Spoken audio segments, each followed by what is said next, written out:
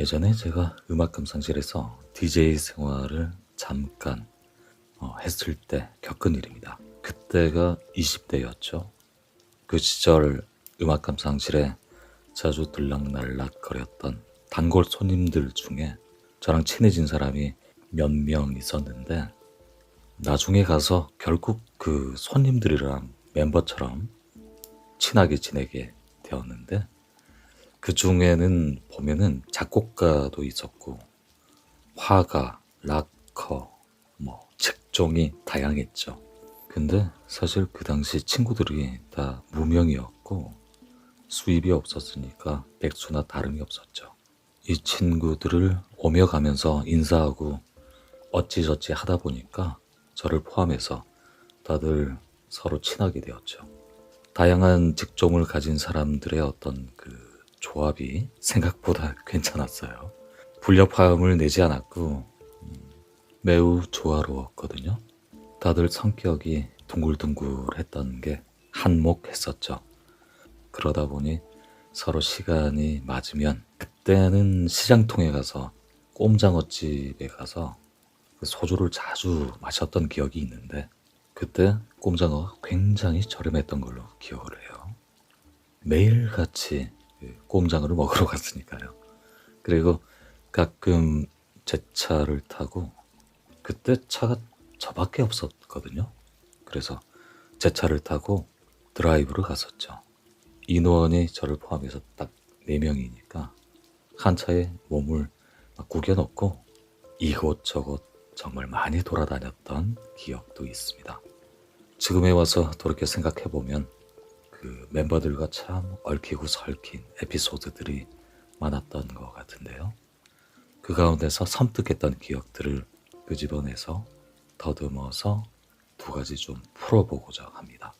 더러 기억하실 분들 계실지 모르겠는데, 그때 당시 제가 일했던 음악 감상실이 극장식이었거든요. 90년도 중반까지는 다 그런 식이었죠. 중앙에 극장 스크린처럼 음악 감상실 그 부스가 크게 자리 잡고 있었고, 덩그러니 자리를 잡고 있었고, 그곳만 조명이 집중적으로 들어왔죠. 그러니까 상대적으로 객석은 깜깜했었겠죠. 객석은 자리 배치가 극장과 똑같은 형태였고요. 그런 구조의 음악 감상실에서 저는 마지막 타임을 방송하고, 그러니까 디스크 자키 일을 하고 집에 가려다가 그날 마침 새로 들어온 레이저 디스크가 있었는데, 쉽게 풀이해서 뮤직 비디오라고 표현할게요. 그러니까 레이저 디스크를 녹음을 한 게 뮤직 비디오니까 그 뮤직 비디오가 닐바나로 기억을 하는데, 그걸 감상하고 가려고 손님이 다 나가고 마감한 음악 감상실에 남아 있었죠. 카운터를 보는 친구가 화가였는데, 그 친구가 음악 감상실 키를 쥐고 있었거든요. 그래서 그 친구에게 부탁을 해서 텅 빈 음악 감상실 객석에 저랑 친구랑 나란히 앉아서 캔맥주 까먹으면서 너바나의 뮤직비디오를 영화 감상하듯이 보고 있었죠. 보고 있다가 술이 들어가서 조금 얼큰해지니까 친구랑 저는 이제 도취가 되어가지고 곡을 따라 부르면서 막 헤드빙까지 해가면서 미친 듯이 감상하고 있었죠. 그러다 작가인 그 친구가 화장실 잠깐 다녀오겠다고 하고 화장실을 갔는데, 저는 어둑어둑한 객석에 덩그러니 나와서 뮤직비디오를 감상하고 있었는데, 근데 잠깐 화장실 다녀온다는 그 친구가 소식이 깡통이고 뭔 일 났나 싶어가지고 이제 화장실을 가려고 자리에서 일어나다 보니까 객석 옆에 커튼이 쳐진 휴게실이 있었거든요. 그러니까 객석하고 휴게실은 같은 한 공간인데 커튼으로 분류를 해놓은 거죠. 그래서 화장실을 가려고 하다 보니까 객석 옆에 커튼이 쳐진 휴게실에 사람 그림자가 보이더라고요. 담배를 피는 것 같은 모션을 취하고 있는데 언제 녀석이 저기 들어간 거지 생각하고 저도 때마침 구름 과자가 생각이 나서 휴게실로 갔었죠. 휴게실 커튼을 살짝 걷으면서 야, 담배 하나 줘봐라 했는데 휴게실 안에 아무도 없는 거예요. 그때 정말 한겨울에 얼음물을 끼얹은 듯이 온몸에 한기가 들고 머리털이 쭈뼛 섰죠. 그렇게 막 굳어 있는데 음악 감상실 문 여는 소리가 들리더니 내 이름을 부르는 소리가 들렸어요. 선비야, 선비야. 그 음성은 화장실 간다 하던 그 친구의 목소리였어요. 제가 어른 상태에서 하니까 그 친구가 휴게실로 와서 저를 보더니 뭔 일 있냐고 물어보더군요. 그래서 좀 전 겪은 일을 설명을 했죠. 그랬더니 그 친구 말에 그 친구는 애시당초 처음부터 저랑 같이 음악 감상실 객석에 같이 앉은 적이 없었다는 거예요. 그러니까 뮤직비디오를 같이 본 적도 없었고 중간에 화장실 간 적도 없고 그 친구는 음악 감상실 마감을 하자마자 통닭을 사러 나갔다가 방금 들어왔다고 얘기를 하는 거예요. 아, 그때 띵 하고 망치로 머리를 한 대 세게 맞은 느낌이 들더군요. 그럼 그동안 내 옆자리에 누구랑 앉아 있었는지, 휴게실에 비춰진 그림자는 뭔지, 뭔가에 홀려도 단단히 홀렸다는 생각이 들었죠. 그때 그 친구가 한마디 했죠. 선비, 너도 그런 게 보여? 그 말을 듣고 제가 고개를 끄덕이자 친구가 말을 이어갔어요. 너가 본 게 이곳 지방령일 거야. 난 여기 음악 감상실 처음 온 날부터 이곳에 지방령을 봤거든. 몸이 온통 불에 끌려서 수처럼 시커먼 귀신을 봤는데 가끔 사람 홀리게 만드는 장난질은 좀 쳐도 나쁜 영가는 아닌 것 같더라고. 그 말을 듣고 이 친구가 그동안 말은 안 했는데 영가를 보는 걸 알게 되었죠.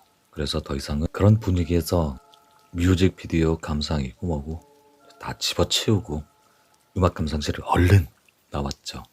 그리고 그 친구 화가집 자취방으로 갔죠. 술 한잔 더 하려고. 그 친구 자취방에 그날 처음으로 간 건데 친구 집에서 둘이서 시장통에서 사온 통닭을 뜯고 소주잔을 막 기울이다 보니까 언제부터인가 꼽살이 껴서 합석을 한 건지 모르겠는데 또 한 명의 친구인 작곡가도 합석을 하고 있더라고요. 그래서 늘 모이면 하는 얘기가 음악 얘기였죠. 그 당시 팝송이 굉장히 유행을 했었고 관심도 많았기 때문에 밤새 그런 얘기들로 날밤 새우고는 했었죠. 그날도 그렇게 아침이 될 때까지 부어라 마셔라 코가 삐뚤어지게 얼큰해진 저희 멤버들은 화가 친구의 자취방에서 어느새 하나둘 잠들기 시작했었고 저도 잠들었는데 자다가 제 코 고는 소리에 그만 놀래서 잠을 깼죠. 그리고 멍하니 눈 뜨고 천장을 바라보면서 여기가 어디지? 그러고 있는데 어디에선가 무슨 소리가 들리는 거예요. 어떤 여성의 음성이 나지막히 들리는데 화를 내면서 여기 내 집인데 싹 물러나라. 여기가 어디라고. 니들이 감히 어서 돌아가. 어서. 그 소리를 듣고 잠이 확 달아나더군요. 순간 간담이 서늘해져서 옆에 자고 있는 화가를 막 흔들어 깨웠죠. 야, 일어나봐. 야, 일어나봐. 일어나봐. 그랬더니 화가가 미간을 잔뜩 찌푸리고 실눈 떴다가 다시 눈을 감고 뭔 일이야. 그러면서 짜증을 내길래 방금 전 어떤 여성 음성이 들렸다고 그러니까 내가 놀라서 벌떡 깨요. 그리고 미친 사람처럼 주방 쪽으로 후다닥 뛰어가더군요. 도대체 왜 저러나 하고 또 뒤따라갔죠. 주방과 방이 분리된 구조였는데 분명 닭구잔 방문이 활짝 열려 있었고 주방 쪽에는 작곡가가 쓰러져 있는데 눈이 뒤집힌 채로 거품 물고 몸을 막 부르르 떨기 시작했습니다. 그와 동시에 몸을 막 뒤틀고 있는 거예요. 목과 손과 발을 기괴하게 막 뒤틀고 있는 거예요. 저희는 서둘러서 작곡가를 막 제지하기 시작했고, 이어서 화가가 이모에게 전화를 걸기 시작했죠. 이모가 15분 거리에 있는 곳에 살고 계신데 무당분이셨대요. 제가 화가에게 야 119에 전화해야 하지 않냐고 이렇게 얘기하니까 그럼 아무런 소용이 없다고, 지금 이 친구는 귀신이 괴롭히고 있는 거라고 그러면서 쓰러져서 간질 환자처럼 몸을 막 뒤틀고 있는 작곡가 곁에서 작가는 경을 외고 있었고, 저는 혹시나 해서 작곡가 입에다가 수건을 돌돌 말아서 입을 좀 틀어막고, 그러니까 이제 혀를 깨물을까봐 그렇게 예의주시하고 있었죠. 그렇게 한 5분 정도 지났을까요? 작곡가가 좀 진정이 되는 듯 했어요. 몸을 점점 덜 뒤틀기 시작했고, 저는 안도의 한숨을 내뱉고 있을 때 제 뇌리에서 그런 소리가 울렸습니다. 얘 곁에서 떨어져. 안 그럼 죽인다. 죽인다. 그 소리가 들려서 잠시 머뭇거리다 화가가 야 피해 하는 소리에 자리를 얼른 피했는데, 자리를 피하자마자 방금 전 제가 있던 자리에 그 찬장에 진열해 놓은 그 접시 그 식기들이 와장창 떨어져서 막 깨지고 파편 튀고 기현상이 일어났죠. 제가 그 자리에 한 10초 정도 더 있었더라면 제가 크게 다쳤을 거예요. 소름이 확 끼쳤죠. 근데 작곡가 곁에는 깨진 접시 파편이 희한하게 안 튄 거 있죠. 그러니까 내 밥그릇 뭐 건드리지 않겠다는 그런 의미인지 모르겠는데, 제가 자리를 피할 때 화가도 동시에 피해서 화를 면할 수가 있었죠. 둘이 약속한 듯이 말이죠. 그때 제가 화가에게 그런 말을 했죠. 야, 너 혹시 무슨 소리 못 들었냐고 그랬더니 화가가 무슨 소리는 안 들렸다는 거예요. 근데 작곡가 몸 주변에 실린 처녀 귀신이 갑자기 창고 쪽으로 쓱 가더니만 접시를 막 떨어뜨리는 게 보였대요. 자기 눈에는. 그래서 저에게 피하란 말을 했던 거죠. 우린 자리를 잠깐 피하자 쓰러져 있던 작곡가는 다시 격하게 몸을 뒤틀기 시작했고, 코에서는 막 피가 흘러내리기 시작했습니다.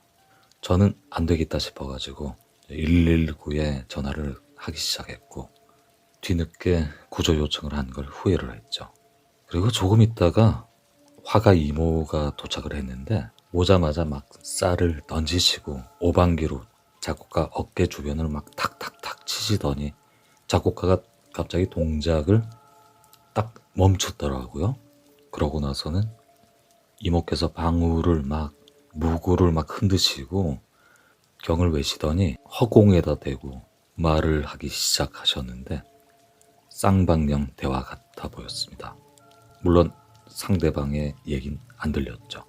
아니, 이 요망한 약덕한 게 어디 시건방지게 사람 가지고 장난치고 있어. 아니 그건 네 사정이고 이 집에 너만 살아? 이 세상이 다 너 거야? 이 집에는 너도 살고 사람도 사는 곳이야. 알아들어? 내가 불쌍해서 가만 놔뒀더니 앞으로 한 번만 더 그래봐라. 내가 아주 널 그냥 가둬버린다. 그러고는 작곡가를 일으켜 주셨는데 저희도 거들었죠. 그리고 구조대도 그쯤에 도착해서 이 상황을 지켜보다가 환자가 괜찮아지니까 돌아가셨죠. 그때 작곡가는 정신이 들었는지 어리 빠진 표정이요. 작곡가가 일어나자 그 등짝에 부적이 붙어 있는데 이모분이 그 부적을 딱 띄더니 작곡가에게 아이고 이 녀석아 왜 부적을 왜 떼가지고 이 사단을 만드냐. 너 이게 뭔 줄 알고 그렇게 얘기하시곤 그 부적을 조카인 화가에게 주면서 얼른 밖에 나가서 태우고 오라고 말씀을 하시고는 그 자리에서 즉석으로 각피에다 붓을 대고 부적을 쓱 그리시고는 주방 벽 쪽하고 문 쪽에 턱하고 붙이셨어요.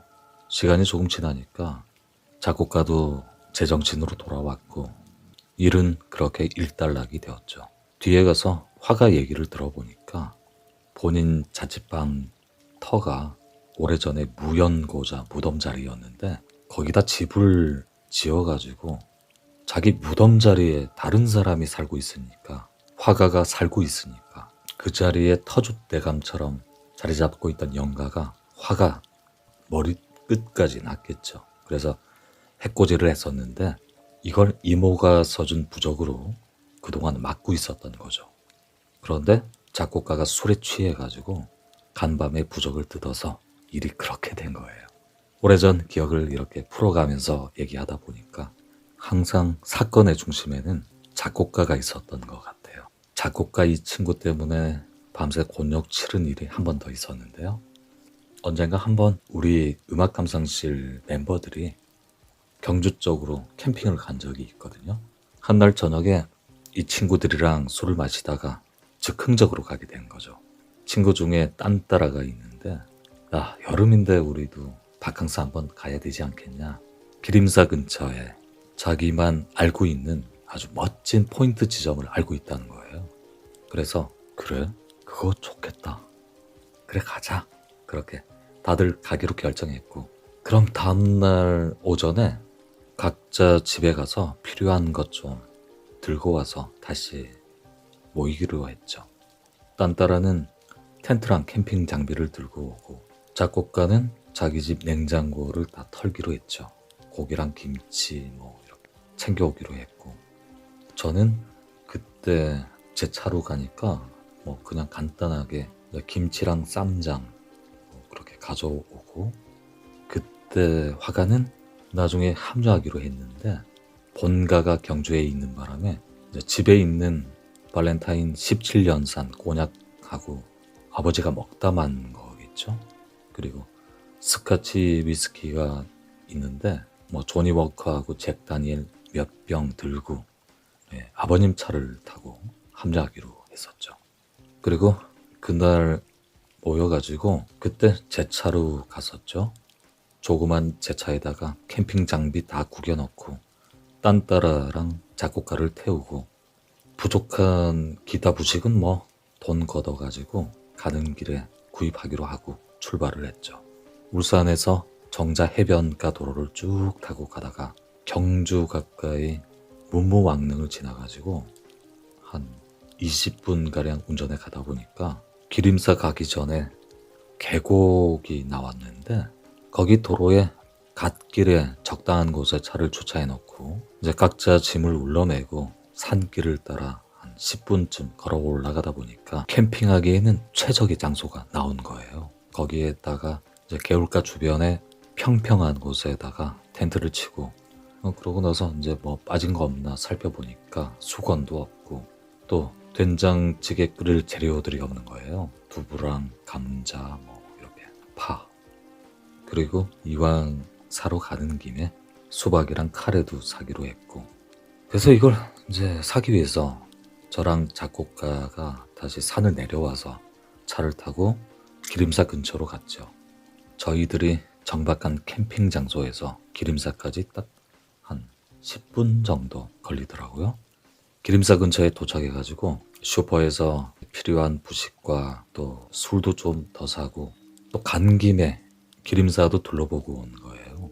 워낙 유명한 장소이기 때문에 그때 작곡가가 그런 말을 한 게 기억이 나는데 야 우리 이 기림사 가까운 곳에 고기 구워 먹으면 참 재밌겠지? 스님들 고기 냄새 맡고 다 뛰쳐나오지 않겠냐고. 아무튼 뭐 엉뚱한 녀석의 말에 낄낄대면서 그러려니 하고 다시 저희가 자리 잡은 캠핑 장소로 돌아왔는데 해가 지기 전에 일단 밥 다 해먹고 물놀이하고 놀았죠.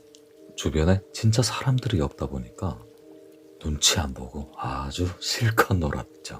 장난친다고 막 일부러 친구 수영복 빤스 다 벗겨가면서 그렇게 놀았죠. 그렇게 놀다가 해가 져서 어둑어둑해지니까 합류하기로 한 화가가 생각이 나서 전화를 걸었죠.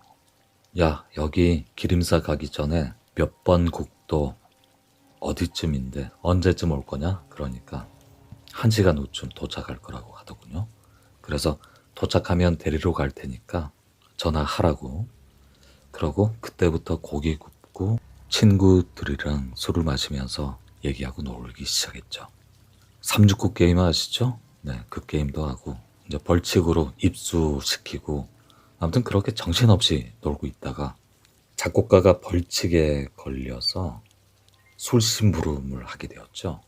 저희는 텐트 친 곳에 놀고 있었고 조금 떨어진 개울물 속에 술과 수박을 보관해 두고 있었는데 마침 술이 떨어져서 작곡가가 물속에 들어가서 술을 가져오게 되었던 거죠. 작곡가가 이제 바지를 걷고 물속으로 첨벙 들어가서 물속에 보관해 둔 술을 몇 병 꺼내더니 얘가 그 자리에서 동상처럼 굳어서 멈춰 서 있는 겁니다. 야, 뭐 하냐? 술 빨리 가지고 와. 그렇게 소리쳤는데도 얘가 가만히 있는 거예요. 이상한 걸 감지한 저희는 얼른 놀다 말고 개울 속으로 막 달려들었는데 작곡가 있는 곳에 가서 왜 그러냐고 보니까 작곡가는 시선을 물속으로 향한 채로 온몸을 바들바들 떨고 있었어요. 우리가 아무리 막 어깨를 흔들고 불러도 대답 안 하고 그 자리에 굳어 있었죠. 그래서 안 되겠다 싶어서 저와 딴따라는 작곡가를 붙들어서 이제 물 밖으로 힘겹게 이제 끌고 나왔는데 그러는 중에 애가 계속 야, 물 속에 물 속에 그런 말만 되풀이하고 방금 마취가 풀린 환자처럼 축 늘어져 있더군요. 일단은 작곡가를 텐트 안에 밀어넣고 걱정이 돼서 애를 주시하고 있었는데 애가 잠이 들었길래 딴따라하고 저는 기분도 좀 심란해서 화가에게 전화를 걸어봤는데 마침 화가가 이미 아버지 차를 얻어 타고 계곡 입구 쪽으로 다와간다고 그래서 저는 계곡 입구 쪽 도로로 걸어가면서 마중을 나갔죠. 그랬는데 뒤에서 딴따라가 절 자꾸 쫓아오는 거예요. 그래서 야, 넌 작곡가 돌봐야지 왜 따라와? 그랬더니 겁이 나서 거기 있기 무서워서 절 쫓아왔다는 거예요. 그때 뭐 잘못된 판단인 줄 알면서도 금방 다녀올 건데 뭐 별일이야 있겠어 하고 그런 안일한 생각을 했던 것 같아요. 아버님 차를 타고 온 화가를 데리고 다시 텐트 친 장소로 걸어 올라왔는데 텐트 문이 열려져 있는 거예요. 그리고 작곡가가 안 보이는 거예요. 뭔가 기분이 싸해지는 거죠. 친구들은 황급히 텐트 속과 계곡 주변을 샅샅이 뒤지기 시작했죠. 날이 어둑어둑해져서 랜턴을 켜고 그렇게 주변을 아무리 뒤져봤는데 작곡가는 안 보이는 거예요. 그때부터 저희들 머릿속에 경고등이 점등되기 시작했죠. 그리고 그 시절 요즘처럼 흔한 폰도 없었던 시절이었기 때문에 저랑 화가는 폰이 있었는데 작곡가가 폰이 없었기 때문에 정말 참 난감했죠.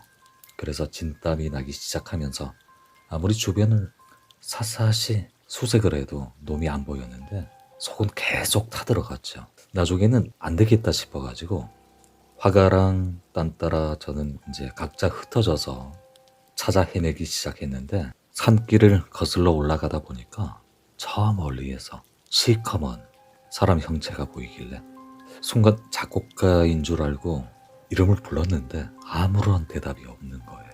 순간 오싹해졌죠. 밤에 정체불명의 사람이 그것도 산속에 있으니까 거리가 조금 떨어져 있었는데 긴가민가 하면서 자세히 봤더니 오라고 막 손짓하는 제스처를 취하더군요. 순간 이거 가 말어 움찔댔죠. 그리고 멈추고 있으니까 자꾸 오라는 신호를 보내더군요. 그래서 그 존재 주변에 조심스레 얼굴 쪽으로는 후레쉬를 비치는 게 이제 실내니까 살짝 그 몸 쪽으로 비춰보니까 자세히 보진 않았는데 분명 삿갓 같은 걸 쓰고 있는 것 같았고 얼굴은 안 보였는데 회색빛 한복 차림의 그 존재가 대답을 안 하고 있으니까 누구세요? 하고 재차 물어봤죠. 그랬더니 이리 와 여기 하는 소리가 들렸고 그제서야 전 사람인 걸 알고 안심하고 소리 나는 쪽으로 다가갔는데 가까이 다가서는 순간에 그 존재가 시야에서 사라졌어요. 갑자기. 그래서 제 눈을 의심했는데 또 먼 발치에서 그 사람이 보이기 시작했죠. 그리고 또 똑같이 오라고 손짓했는데 야, 그때부터 못 가겠더라고요. 사람이 아니란 생각에 막 거길 벗어나려는데 제 발이 안 떨어졌죠. 몸이 딱 굳어버렸으니까. 눈앞에서는 그 존재가 계속 오라고 손짓했고 그렇게 그 자리에서 아무것도 못하고 바들바들 떨고 있는데 갑자기 인기척이 느껴졌고 누군가 제 등을 탁 치길래 놀라서 봤더니 친구인 화가였습니다. 각자 흩어져서 작곡가를 찾기로 했는데 동선이 겹쳤던 거죠. 산길이 워낙 복잡하다 보니까. 그런데 화가가 제 곁에 온 순간 눈앞에 보였던 그 존재는 사라졌고요. 방금 전 겪은 일을 화가에게 말했더니 화가가 그리 가보자고 하는 거예요. 그 존재가 오라고 손짓하던 곳으로. 그런데 겁을 먹은 저는 엄두가 안 나서 그 자리에 가만히 있었고 화가가 혼자 그곳으로 갔는데 잠시 후에 다급한 소리가 들렸어요. 아, 선배야, 일로 와, 어서. 여기 작곡가가 쓰러져 있어. 빨리. 그 소리를 듣고 황급히 그곳을 가봤더니 작곡가가 산길 경사진 곳에 기절해서 엎어져 있었는데 옷에는 온통 피칠갑이 되어 있는 거예요. 그리고 옷은 온통 풀로 도배되어 있었는데 막 흔들어 보았더니 다행히 숨은 쉬고 의식은 있었습니다. 그리고 어디 팔이나 다리가 부러진 곳이 없나 살펴봤더니 그런 곳은 없어 보였고 일단 애가 의식이 완전히 돌아오진 않은 상태여가지고 작곡가를 저와 화가가 번갈아 가면서 들쳐업고 산을 힘겹게 내려왔죠. 캠핑 장소에 도착해서 작곡가를 눕히고 술 마신 상태라 운전은 못하겠고 119를 불러야 하나 아니면 화가 아버님께 다시 부탁을 해야 하나 생각하던 차에 화가가 비방을 해서 그런지 작곡가는 뒤늦게 의식이 돌아왔는데 그때 작곡가가 정신을 차리고 해준 얘기가 가관이었습니다. 저희가 기타 부식을 사러 기림사에 갔을 때 기림사에서 조그만 그 동자승 같은 도자기 인형을 몰래 들고 왔다더군요. 그래서 그 인형에 귀신이 딸려온 건지 아니면 원래 저희가 캠핑한 장소에 있던 산 귀신인지 모르겠는데 작곡가가 게임 도중에 벌칙으로 계곡에 담궈둔 술을 가지러 갔을 때 물속에 바닥에 사람 얼굴들이 자기를 노려보고 있었대요. 눈을 동그랗게 뜨고 이제 그거 보고 난 후에 기억이 없었는데 다시 기억이 돌아왔을 때 텐트 밖에서 자기 이름을 막 부르는 소리가 들려서 딴따라가 자기를 부르는 줄 알고 텐트 문을 열고 나가봤더니 시커먼 사람 같은 존재가 자기 머리채를 잡고 산속으로 질질 끌고 걸어 올라가더라는 겁니다. 제 아무리 발버둥을 치고 저항하려 해도 소용이 없었대요.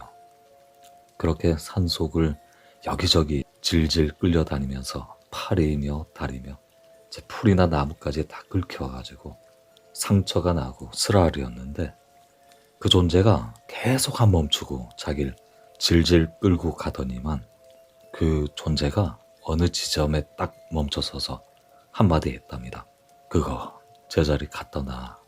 그리고는 자기를 낭떠러지로 밀어버리더래요. 그 다음에 또 기억이 없었다고 해요.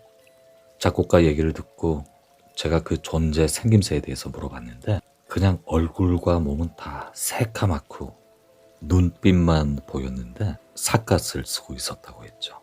그때 제가 좀 전에 봤던 존재의 모습과 이미지가 겹쳐서 섬뜩했는데 저희들은 아무래도 기림사에서 가져온 그 도자기 인형 때문이란 짐작을 하고 날이 밝는 대로 가져다 놓기로 했고 우선 텐트 안에서 잠을 자기로 했죠. 그때 무섭긴 무서웠죠. 그래도 주변에 민박집까진 이거 뭐 차편 없이 음주운전을 할 수 있는 것도 아니고 가기도 힘들었고 그때 다들 술 마시고 지친 상태였기 때문에 이왕 이렇게 된 거 술이나 뭐 잔뜩 더 마시고 우리 술 기운에 잠이나 푹 자자 그렇게 하기로 한 건데 그렇게 술 마시고 결국 다 잠들었던 것 같은데 잠결에 누가 저를 툭툭 치는 게 느껴져서 보니까 제 옆에 자고 있던 화가가 저를 깨우고 있었어요. 그래서 화가가 가리킨 손을 보게 되었는데 텐트 밖에 그림자가 비춰졌는데 사람 모습인 거예요. 좀 전에 제가 봤던 갓을 쓴 사람 형체가 텐트 밖에 있는 게 분명했습니다. 저와 화가는 남자이지만 둘이 껴안고 벌벌 떨면서 마른 침을 꼴깍 삼키면서 숨죽이면서 그 모습을 바라만 보고 있었고 딴따라와 작곡가는 코를 골면서 세상 모르고 자고 있었죠. 그러다가 갑자기 그 상황에서 돌발 상황이 발생했는데 작곡가가 벌떡 일어나더니 텐트 문을 반쯤 열고 뛰쳐나가 버린 거예요. 너무 순식간에 벌어진 일이라 우린 얼른 뒤따라가서 작곡가를 붙잡았죠. 다행히 텐트 밖에는 그 존재는 보이지 않았는데 작곡가는 눈이 뒤집힌 채로 자꾸 산쪽 어딘가로 가려고 하는 거예요. 화가와 딴따라와 저는 겨우겨우 막 제지를 하고 도저히 안 되겠다 싶어서 새벽 그 늦은 시간에 좀 민폐짓인데 화가 아버님께 전화를 걸어서 구조 요청을 했죠. 한참 주무실 시간에 뭐 어쩔 수 없이 민폐를 끼친 건데 다행히 전화를 받으시더군요. 그리고 오기로 했는데 시간이 좀 지나니까 작곡가도 제정신으로 돌아오더군요. 그러고 1시간쯤 있다 보니까 화가 아버님이 오셨고 저희는 경주에 있는 화가 아버님 댁에 하룻밤을 묵고 그 다음날 제 차 있는 곳으로 가서 짐 정리하고 기림사에 가서 작곡가가 훔쳐온 도자기 인형을 제자리에 갖다 놓고 집으로 돌아온 적이 있습니다. 그리고 며칠 있다가 화가 이모분께 들은 얘기인데 그 도자기 인형에 있던 영가가 자기 자리를 벗어나게 돼서 작곡가에게 밤새도록 혼조를 내준 것이라고 하더군요.